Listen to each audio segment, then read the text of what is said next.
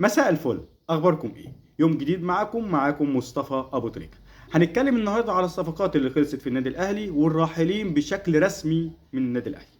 طبعا هنبدا كده في خط الدفاع.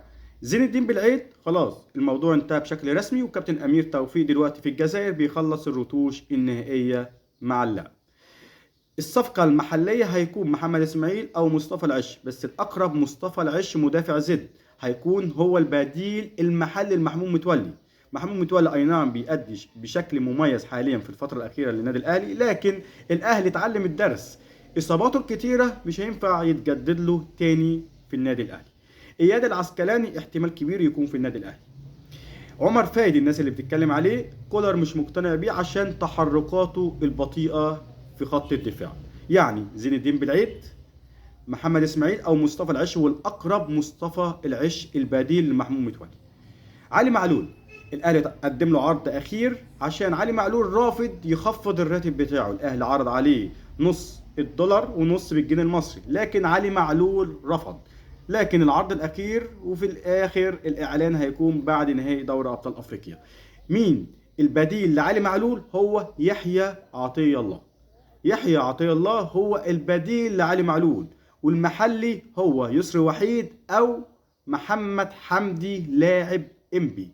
اي نعم في وسطاء دخلوا يعني ايه يحلوا الخلاف بين المهندس ايمن الشريعي رئيس نادي انبي ومحمود الخطيب عشان ينهوا يعني الخلاف ويكونوا يقربوا وجهات النظر بين الطرفين.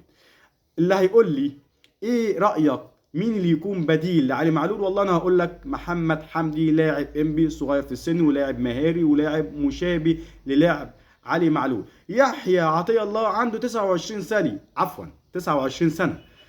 والله انا بنزل معدل الاعمار مش بطلعها. يعني انا شايف ان 29 سنة والسنة الجاية هيكون 30، يعني انت خلاص ما اظنش، وكمان هتدفع له بالدولار. يعني الموضوع يعني صعب بالنسبة لي، دي وجهة نظر. والله اللي بيتكلم في الجبهة اليمين هو عمر كمال عبد الواحد وكريم فؤاد، وعندك أكرم توفيق بيلعب في خط الوسط وبيلعب في الباك يمين. خط الوسط مين الراحل ومين اللي هيجي؟ الكندوسي هيكون موجود في النادي الأهلي الموسم القادم.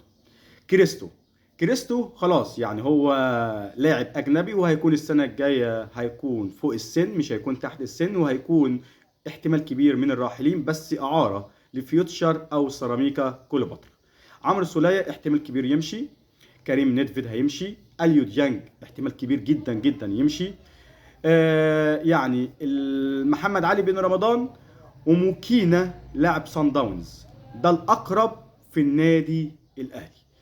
محمد علي بن رمضان هو وقع رغبة انتقال للنادي الأهلي، لكن برضو الإعلان الرسمي هيكون بعد نهائي دوري أبطال أفريقيا. مين بقى في خط الهجوم اللي هيرحل واللي هيجي؟ في كلام كتيرة على عدي الدباغ مهاجم فلسطين. عدي الدباغ أي نعم هو رفض يكون في أفريقيا السنة اللي فاتت، لكن وكيل أعماله صرح وقال هيكون في، يعني هو عمل بوست كده على الفيسبوك وقال الضوء الاخضر لافريقيا.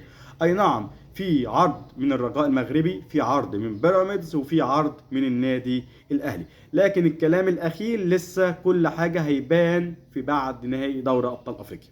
بيرستاو جاي له عرض من الشباب السعودي. طاهر محمد طاهر احتمال كبير يرحل بعد ما كولر يعني هيستغنى عنه نهائي بعد الماركاتو الصيفي القادم. مين تاني؟ يعني موديست خلاص ده راحل بعد نهائي دوري ابطال افريقيا، والاهلي قدم خطاب لوكيل اعماله ان هو هيرحل بعد ماتش الترجي اللي في مصر.